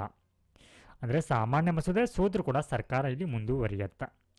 ಆದರೆ ಇಲ್ಲಿ ನೋಡಿ, ಹಣಕಾಸು ಮಸೂದೆಗೆ ಏನಾದರೂ ಸೋಲಾದರೆ ಏನಾಗುತ್ತೆ, ಸರ್ಕಾರಕ್ಕೆ ರಾಜೀನಾಮೆ ಒತ್ತಡ ಅನ್ನುವಂಥದ್ದು ಏರ್ಪಡುತ್ತೆ, ಸರ್ಕಾರ ಇಲ್ಲಿ ಬಿದ್ದು ಹೋಗುವಂಥ ಚಾನ್ಸಸ್ ಇರುತ್ತೆ. ಅಂದರೆ ಹಣಕಾಸು ಮಸೂದೆಗೆ ಏನಾದರೂ ಸೋಲಾದರೆ ಇದು ಸರ್ಕಾರಕ್ಕೆ ಏನು ಮಾಡುತ್ತೆ, ಅವಿಶ್ವಾಸವನ್ನು ನೋ ಕಾನ್ಫಿಡೆನ್ಸನ್ನು ತಂದೊಡ್ಡುತ್ತೆ. ನೋ ಕಾನ್ಫಿಡೆನ್ಸ್, ಸರ್ಕಾರಕ್ಕೆ ವಿಶ್ವಾಸವೇ ಇಲ್ಲದಂತಾಗುತ್ತೆ. ಯಾಕೆಂತಂದರೆ ಇಲ್ಲಿ ಇದನ್ನು ಮಂಡನೆ ಮಾಡಿರುವಂಥದ್ದು ಆಡಳಿತ ಸರ್ಕಾರದ ಸಚಿವರು ಮಾಡಿರ್ತಾರೆ, ಬೇರೆ ಯಾರೂ ಅಲ್ಲ. ಆಡಳಿತ ಸಚಿವರು, ಪಕ್ಷದ ಸಚಿವರೇ ಮಂಡನೆ ಮಾಡಿರುವಂಥ ಈ ಒಂದು ಮಸೂದೆಗೆ ಬೆಂಬಲ ಇಲ್ಲದೆ ಹೋದರೆ, ಅಂದರೆ ಸೋಲಾದರೆ ಇದಕ್ಕೆ ವಿಶ್ವಾಸ ಇಲ್ಲ, ಸರ್ಕಾರವನ್ನು ನಡೆಸಲಿಕ್ಕೆ ಅಗತ್ಯವಾಗಿರುವಂಥ ಬೆಂಬಲ ಇಲ್ಲ ಅನ್ನುವಂಥದ್ದನ್ನು ಇದು ತೋರಿಸುತ್ತೆ. ಇನ್ನು ರಾಷ್ಟ್ರಪತಿಗಳ ಪಾತ್ರ ಏನಾಗಿರುತ್ತೆ ಈ ಒಂದು ಮಸೂದೆಗೆ ಸಂಬಂಧಪಟ್ಟಂತೆ ಅಂದರೆ, ಸಾಮಾನ್ಯ ಮಸೂದೆಗೆ ಒಪ್ಪಿಗೆ ನೀಡಬಹುದು. ಇಲ್ಲಿ ನೋಡಿ, ಸಾಮಾನ್ಯ ಮಸೂದೆ ಆಗಿದ್ದರೆ ಅದಕ್ಕೆ ಒಪ್ಪಿಗೆಯನ್ನು ನೀಡಬಹುದು ಅಥವಾ ಅದನ್ನು ಪುನರ್ ವಿಮರ್ಶೆಗೆ ಕೂಡ ಹಿಂದಿರುಗಿಸಬಹುದು. ಆದರೆ ಇಲ್ಲಿ ನೋಡಿ, ಹಣಕಾಸು ಮಸೂದೆಗೆ ಸಂಬಂಧಪಟ್ಟಂತೆ ಒಪ್ಪಿಗೆ ನೀಡಬಹುದು ಅಥವಾ ತಿರಸ್ಕಾರವನ್ನು ಮಾಡಬಹುದು, ಆದರೆ ಅದನ್ನು ಹಿಂದಿರುಗಿಸಲಿಕ್ಕೆ ಬರುವುದಿಲ್ಲ. ಸೊ ಈ ಎಲ್ಲ ಒಂದು ಮೇಲಿನ ವ್ಯತ್ಯಾಸಗಳನ್ನು ನಾವು ಸಂಕ್ಷಿಪ್ತವಾಗಿ ನೋಡೋದಾದರೆ, ಸಾಮಾನ್ಯ ಮಸೂದೆಗೆ ಇಲ್ಲಿ ಜಂಟಿ ಅಧಿವೇಶನಕ್ಕೆ ಏನು ಕಾರಣ ಆಗತ್ತೆ, ಎರಡೂ ಸದನಗಳ ನಡುವೆ ಭಿನ್ನಾಭಿಪ್ರಾಯ ಉಂಟಾದರೆ ಏನು ಮಾಡ್ತಾರೆ, ಇಲ್ಲಿ ರಾಷ್ಟ್ರಪತಿಗಳು ಜಂಟಿ ಅಧಿವೇಶನವನ್ನು ಕರೀತಾರೆ. ಆದರೆ ಹಣಕಾಸು ಮಸೂದೆ ಆಗಿದ್ದರೆ ಇಲ್ಲಿ ಜಂಟಿ ಅಧಿವೇಶನಕ್ಕೆ ಅವಕಾಶ ಇರುವುದಿಲ್ಲ. ಸೊ ಯಾಕೆಂದರೆ ಇಲ್ಲಿ ರಾಜ್ಯಸಭೆಗೆ ಸಮಾನ ಅಧಿಕಾರ ಇರೋದಿಲ್ಲ, ಆದ್ದರಿಂದ ಡೆಡ್ ಲಾಕ್ ಅನ್ನುವಂಥದ್ದು ಉಂಟಾಗೋದಿಲ್ಲ. ಸೊ ಇಲ್ಲಿ RS ಅಂದರೆ ರಾಜ್ಯಸಭೆ ವಿಳಂಬ ಮಾಡಿದರೆ ಏನಾಗುತ್ತೆ, 14 ದಿನಗಳ ನಂತರ ಆ ಒಂದು ಮಸೂದೆ ಅಂಗೀಕಾರ ಆಗಿದೆ ಅಂತ ಹೇಳಿ ಭಾವಿಸಿ ಅದನ್ನು ಅಂಗೀಕಾರ ಮಾಡಲಾಗತ್ತೆ. ಸೊ ಇಲ್ಲಿ ಶಾರ್ಟ್ ಆಗಿ ನೋಡೋದಾದರೆ, ಆರ್ಡಿನರಿ ಬಿಲ್ ಅನ್ನುವಂಥದ್ದು ಇದನ್ನು ಲೋಕಸಭೆ ಅಥವಾ ರಾಜ್ಯಸಭೆಯಲ್ಲಿ ಇಂಟ್ರೊಡ್ಯೂಸ್ ಮಾಡಬಹುದು. ಇದಕ್ಕೆ ಜಾಯಿಂಟ್ ಸಿಟ್ಟಿಂಗ್ ಆಗುವಂಥ ಸಾಧ್ಯತೆ ಇರುತ್ತೆ. ಗರಿಷ್ಠ 6 ತಿಂಗಳವರೆಗೆ ಏನು ಮಾಡ್ಬೋದು ಅಂದರೆ, ಯಾವುದಾದ್ರೂ ಸದನ ಅದನ್ನು ತಡೆ ಹಿಡಿಯಬಹುದು ಅಥವಾ ತನ್ನ ಬಳಿ ಇಟ್ಕೊಳ್ಬಹುದು ಅಂತ. ಆದರೆ ಮನಿ ಬಿಲ್ ಆಗಿದ್ದರೆ ಇದನ್ನು ಲೋಕಸಭೆಯಲ್ಲಿ ಮಾತ್ರ ಇಂಟ್ರೊಡ್ಯೂಸ್ ಮಾಡಬಹುದು. ಸ್ಪೀಕರ್ ಸರ್ಟಿಫಿಕೇಷನ್ ಇದಕ್ಕೆ ಅಗತ್ಯ ಇರುತ್ತೆ. ಹಾಗೆ ಇದನ್ನು ಗರಿಷ್ಠ 14 ದಿನಗಳವರೆಗೆ ಮಾತ್ರ ಏನು ಮಾಡ್ಬೋದು, ರಾಜ್ಯಸಭೆ ತನ್ನ ಬಳಿ ಇಟ್ಟುಕೊಳ್ಳಬಹುದು. ಸೊ ಇದಕ್ಕೆ ಜಂಟಿ ಅಧಿವೇಶನ ಅಥವಾ ಜಾಯಿಂಟ್ ಸೆಷನ್ ಅನ್ನುವಂಥದ್ದು ಕಂಡುಬರುವುದಿಲ್ಲ. ಸೊ ನೆಕ್ಸ್ಟ್ ಒನ್, ಇವಾಗ ವಿತ್ತೀಯ ಮಸೂದೆಗಳ ಬಗ್ಗೆ ನೋಡೋಣ. ಫೈನಾನ್ಷಿಯಲ್ ಬಿಲ್, ವಿತ್ತೀಯ ಮಸೂದೆಗಳು ಆರ್ ಫೈನಾನ್ಷಿಯಲ್ ಬಿಲ್ಸ್ ಅಂತ ಬರುತ್ತೆ. ಸೊ ನಮಗೆ ಮೇಲೆ ಡಿಸ್ಕಸ್ಸನ್ನು ಮಾಡಿದ್ದೀವಿ. ಆರ್ಟಿಕಲ್ 110 ಅನ್ನುವಂಥದ್ದು ಹಣಕಾಸು ಮಸೂದೆಯ ಕುರಿತು ಹೇಳುತ್ತೆ. ಸೊ ಇಲ್ಲಿ ಹಣಕಾಸು ಮಸೂದೆ ಅಂತಂದರೆ ಏನೆಲ್ಲ ಒಳಗೊಂಡಿರುತ್ತೆ ಅಂತಂದ್ರೆ, ಸೊ ಇಲ್ಲಿ ತೆರಿಗೆ ಅಂದರೆ ಟ್ಯಾಕ್ಸ್ ಆಗಿರ್ಬೋದು, ಸಾಲ ಆಗಿರಬಹುದು, ಸರ್ಕಾರಿ ಖರ್ಚು ಮತ್ತು ಕನ್ಸೋಲಿಡೇಟ್ ಫಂಡ್ ಇದರ ಕುರಿತು ವಿಷಯಗಳನ್ನ ಮಾತ್ರ ಇದು ಒಳಗೊಂಡಿರುವಂಥ ಮಸೂದೆ ಹಣಕಾಸು ಮಸೂದೆ ಆಗಿರುತ್ತೆ. ಉದಾಹರಣೆಗೆ ಆದಾಯ ತೆರಿಗೆ ದರವನ್ನು ಹೆಚ್ಚಿಸುವಂಥ ಮಸೂದೆ. ಸೊ ಇದು ಹಣಕಾಸು ಮಸೂದೆಗೆ ಉದಾಹರಣೆ ಆಗಿದೆ. ಸೊ ಹಣಕಾಸು ಮಸೂದೆಯನ್ನು ಲೋಕಸಭೆಯಲ್ಲಿ ಮಾತ್ರ ಪರಿಚಯಿಸಲಾಗತ್ತೆ, ಸಚಿವರಿಂದ ಮಾತ್ರ ಆಗತ್ತೆ ಅನ್ನೋಂತ ನೋಡಿದ್ದೀವಿ. ಇದಕ್ಕೆ ರಾಷ್ಟ್ರಪತಿಗಳ ಪೂರ್ವ ಶಿಫಾರಸು ಅಗತ್ಯ ಆಗಿರುತ್ತೆ. ಬಜೆಟ್ಗೆ ಸಂಬಂಧಿಸಿದ ಫೈನಾನ್ಸ್ ಬಿಲ್ ಉದಾಹರಣೆಗೆ. ಇನ್ನು ರಾಜ್ಯಸಭೆಯ ಪಾತ್ರವನ್ನು ನೋಡೋದಾದರೆ, ಅದನ್ನು ತಿರಸ್ಕಾರ ಅಥವಾ ತಿದ್ದುಪಡಿಯನ್ನು ಮಾಡಲಿಕ್ಕೆ ಬರುವುದಿಲ್ಲ, ಶಿಫಾರಸು ಮಾತ್ರ ಮಾಡಬಹುದು. 14 ದಿನಗಳವರೆಗೆ ಏನು ಮಾಡ್ಬೋದು, ತನ್ನ ಬಳಿ ಅದನ್ನು ಇಟ್ಕೊಳ್ಬಹುದು. ಸೊ ಹೀಗಾಗಿ ಇಲ್ಲಿ ರಾಜ್ಯಸಭೆಗೆ ತೆರಿಗೆ ಕಡಿತ ಮಾಡುವಂಥ ಸೂಚನೆಯನ್ನು ನೀಡಬಹುದು ಹೊರತು ಅದು ಕಡ್ಡಾಯವಾಗಿರೋದಿಲ್ಲ. ಸೊ ಇಲ್ಲಿ ಜಂಟಿ ಅಧಿವೇಶನ ಅನ್ನುವಂಥದ್ದು ಕಂಡುಬರುವುದಿಲ್ಲ, ಅಂದರೆ ಡೆಡ್ ಲಾಕ್ ಅನ್ನುವಂಥದ್ದೇ ಉಂಟಾಗುವುದಿಲ್ಲ ಈ ಒಂದು ಹಣಕಾಸು ಮಸೂದೆಗೆ ಸಂಬಂಧಪಟ್ಟಂತ. ಸೊ ಇಲ್ಲಿ ನೋಡಿ, ವಿತ್ತೀಯ ಮಸೂದೆ ಅಂದರೆ ಪ್ರಥಮ ವರ್ಗದ ಅಂದರೆ ಫೈನಾನ್ಷಿಯಲ್ ಬಿಲ್ 1 ಅಂದರೆ ಟೈಪ್ 1 ಅಂತ ಬರುತ್ತೆ. ಸೊ ಇದರ ಕುರಿತು ಆರ್ಟಿಕಲ್ 117 ಅನ್ನುವಂಥದ್ದು ಹೇಳುತ್ತೆ. ಸೊ ಈ ಒಂದು ಮಸೂದೆ ಏನೆಲ್ಲ ಅಂಶಗಳನ್ನ ಒಳಗೊಂಡಿರುತ್ತೆ, ಟೈಪ್ 1 ಏನಿರುತ್ತೆ ಫೈನಾನ್ಷಿಯಲ್ ಬಿಲ್ ಟೈಪ್ 1. ಸೊ ಇದು ಯಾವೆಲ್ಲ ವಿಷಯಗಳನ್ನ ಒಳಗೊಂಡಿರುತ್ತೆ ಅಂದರೆ, ವಿಧಿ 110ರ ಹಣಕಾಸು ವಿಷಯಗಳನ್ನ ಜೊತೆಗೆ ಸಾಮಾನ್ಯ ಶಾಸನ ವಿಷಯಗಳು ಇದಕ್ಕೆ ಸೇರಿರುತ್ತೆ. ಅಂದರೆ ತೆರಿಗೆ ಪ್ಲಸ್ ಆಡಳಿತಾತ್ಮಕ ನಿಯಮಗಳನ್ನ ಇದು ಒಳಗೊಂಡಿರುತ್ತೆ. ಎಸ್, ಸೊ ಇಂಥ ಒಂದು ಮಸೂದೆಗಳನ್ನ ಲೋಕಸಭೆಯಲ್ಲಿ ಮಾತ್ರ ಇಂಟ್ರೊಡ್ಯೂಸ್ ಮಾಡಲಾಗುತ್ತೆ. ಇದಕ್ಕೂ ಕೂಡ ರಾಷ್ಟ್ರಪತಿಗಳ ಪೂರ್ವ ಶಿಫಾರಸು ಅಗತ್ಯವಾಗಿರುತ್ತೆ. ಇನ್ನು ಇದರ ಶಾಸನ ವಿಧಾನ ಯಾವ ರೀತಿ ಇರುತ್ತೆ? ಹೆಚ್ಚಿನ ವಿಷಯಗಳಲ್ಲಿ ಸಾಮಾನ್ಯ ಮಸೂದೆಗೆ ಅನ್ವಯಿಸುವಂಥ ವಿಧಾನವೇ ಇದಕ್ಕೆ ಇರುತ್ತೆ. ಸಾಮಾನ್ಯ ಮಸೂದೆ ಅಂದರೆ ಆರ್ಡಿನರಿ ಒಂದು ಬಿಲ್ ಏನಿರುತ್ತೆ ಅದಕ್ಕೆ ಯಾವ ರೀತಿಯ ಒಂದು ವಿಧಾನ ಇರುತ್ತೆ ಅದೇ ರೀತಿಯ ಒಂದು ವಿಧಾನ ಇಲ್ಲಿ ಕೂಡ ಕಂಡುಬರುತ್ತೆ. ಅಂದರೆ 3 ವಾಚನಗಳು ಕಂಡುಬರುತ್ತೆ. ಇದರಲ್ಲಿ ಚರ್ಚೆ ನಡೆಯುತ್ತೆ ಮತ್ತು ಮತದಾನ ಅನ್ನುವಂಥದ್ದು ನಡೆಯುತ್ತೆ. ಎಸ್, ಈ ಒಂದು ಮಸೂದೆಗೆ ಸಂಬಂಧಪಟ್ಟಂತೆ ಅಂದರೆ ವಿತ್ತೀಯ ಮಸೂದೆ ಪ್ರಥಮ ವರ್ಗ ಟೈಪ್ 1 ಏನಿದೆ, ಸೊ ಇದಕ್ಕೆ ಸಂಬಂಧಪಟ್ಟಂತೆ ರಾಜ್ಯಸಭೆಯ ಅಧಿಕಾರ ಏನು ಅನ್ನೋದು ನೋಡೋಣ. ಸೊ ಇಲ್ಲಿ ರಾಜ್ಯಸಭೆ ಏನು ಮಾಡ್ಬೋದು, ಇದನ್ನು ತಿದ್ದುಪಡಿ ಮಾಡಬಹುದು ಅಥವಾ ತಿರಸ್ಕಾರವನ್ನು ಕೂಡ ಮಾಡಬಹುದು. ಆದರೆ ತೆರಿಗೆ ಹೆಚ್ಚಳ ರದ್ದತಿಗೆ ಸಂಬಂಧಪಟ್ಟಂತೆ ತಿದ್ದುಪಡಿಯನ್ನು ಮಾಡಲಿಕ್ಕೆ ಇಲ್ಲಿ ರಾಷ್ಟ್ರಪತಿಗಳ ಶಿಫಾರಸು ಅಗತ್ಯವಾಗಿರುತ್ತೆ.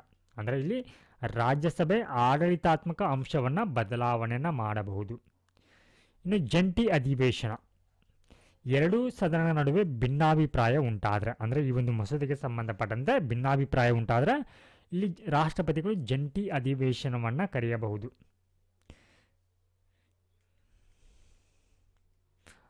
ಅಂದರೆ ಇಲ್ಲಿ ರಾಜ್ಯಸಭೆ ಅದನ್ನು ಒಪ್ಪಿದರೆ, ರಾಜ್ಯಸಭೆ ತಿರಸ್ಕಾರ ಮಾಡಿದಾಗ ಏನಾಗುತ್ತೆ, ಅಲ್ಲಿ ಡೆಡ್ಲಾಕ್ ಪರಿಸ್ಥಿತಿ ಉದ್ಭವ ಆಗತ್ತೆ.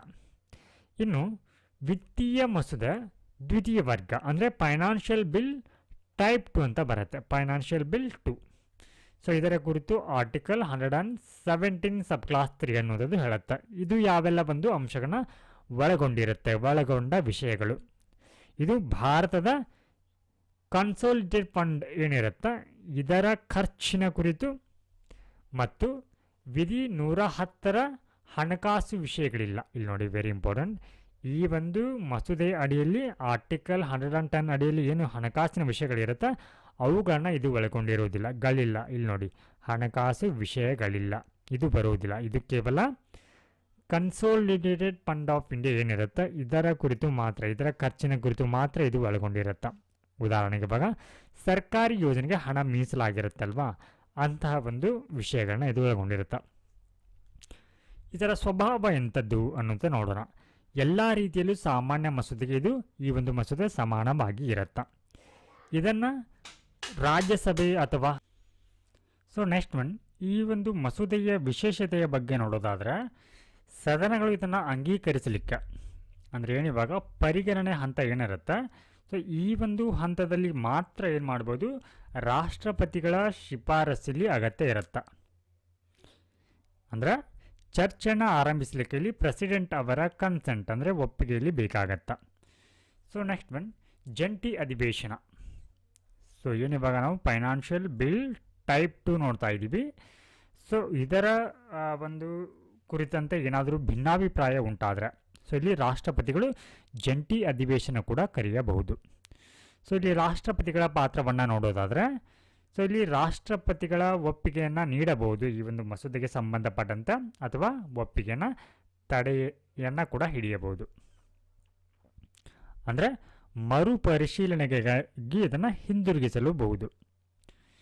ಎಸ್, ಸೊ ಈ ಒಂದು ಟಾಪಿಕ್ಗೆ ಸಂಬಂಧಪಟ್ಟಂತೆ ಸಂಕ್ಷಿಪ್ತವಾಗಿ ಇದನ್ನು ನೋಡೋದಾದರೆ ಸೊ ಮನಿ ಬಿಲ್ ಏನಿರುತ್ತೆ ಸೊ ಇದರ ಕುರಿತು ಆರ್ಟಿಕಲ್ 110 ಏನು ಮಾಡುತ್ತೆ, ಇದರ ಡೆಫಿನಿಷನ್ ಹೇಳುತ್ತೆ. ಸೊ ಇಲ್ಲಿ ಇದನ್ನು ಲೋಕಸಭೆಯಲ್ಲಿ ಮಾತ್ರ ಇದನ್ನು ಪರಿಚಯಿಸಲಾಗತ್ತೆ. ಸೊ ಈ ಮನಿ ಬಿಲ್ಗೆ ಸಂಬಂಧಪಟ್ಟಂತೆ ಯಾವುದೇ ರೀತಿಯಾದಂಥ ಜಂಟಿ ಅಧಿವೇಶನ ಅನ್ನುವಂಥದ್ದು ಕಂಡುಬರುವುದಿಲ್ಲ, ಇದಕ್ಕೆ ಅವಕಾಶವೇ ಇರುವುದಿಲ್ಲ.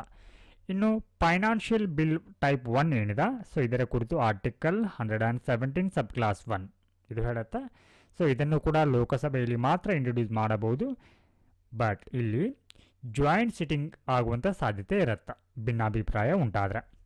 ಇನ್ನು ಫೈನಾನ್ಷಿಯಲ್ ಬಿಲ್ ಟೈಪ್ 2 ಏನಿದೆ ಸೊ ಇದು ಆರ್ಟಿಕಲ್ 117 ಸಬ್ ಕ್ಲಾಸ್ 3 ಅಡಿಯಲ್ಲಿ ಯಾವುದೇ ಸದನ ಎನಿ ಹೌಸ್ ಸೊ ಈ ಒಂದು ಮಸೂದೆಯನ್ನು ಇಲ್ಲಿ ಇಂಟ್ರೊಡ್ಯೂಸ್ ಮಾಡಬಹುದು. ಸೊ ಏನಿವಾಗ ಪರಿಗಣನೆಯ ಹಂತದ ಸಂದರ್ಭದಲ್ಲಿ ಅಂದರೆ ಕನ್ಸಿಡರೇಷನ್ ಸ್ಟೇಜ್ ಏನಿರುತ್ತೆ ಸೊ ಈ ಒಂದು ಹಂತದಲ್ಲಿ ರಾಷ್ಟ್ರಪತಿಗಳ ಒಂದು ಅನುಮೋದನೆ ಅಥವಾ ಶಿಫಾರಸ್ಸಿಗೆ ಅಗತ್ಯವಾಗಿ ಇರುತ್ತೆ. ಸೊ ಇದಾಗಿತ್ತು ಏನು ಅಂತಂದ್ರೆ ಈ ಒಂದು ಶಾಸನ ರೂಪಿಸುವಂಥ ಪ್ರಕ್ರಿಯೆಗಳನ್ನ ನೋಡಿದ್ದೀವಿ. ಸೊ ಅದಾದ ನಂತರದಲ್ಲಿ ಸಾಮಾನ್ಯ ಮತ್ತು ಏನು ಹಣಕಾಸು ಮಸೂದೆಗಳ ನಡುವಿನ ವ್ಯತ್ಯಾಸವನ್ನು ನೋಡಿದ್ದೀವಿ. ಸೊ ಅದಾದ ನಂತರದಲ್ಲಿ ವಿತ್ತೀಯ ಮಸೂದೆ ಫೈನಾನ್ಷಿಯಲ್ ಬಿಲ್ ಏನಿದೆ ಇದರ ಕುರಿತು ನಾವಿವತ್ತು ಈ ಒಂದು ಕ್ಲಾಸಲ್ಲಿ ಡಿಸ್ಕಸನ್ನು ಮಾಡಿದ್ದೇವೆ. ಮುಂದಿನ ಒಂದು ಕ್ಲಾಸಲ್ಲಿ ನಾವು ಬಜೆಟ್ ಕುರಿತು ಡಿಸ್ಕಸನ್ನು ಮಾಡಲಿದ್ದೇವೆ.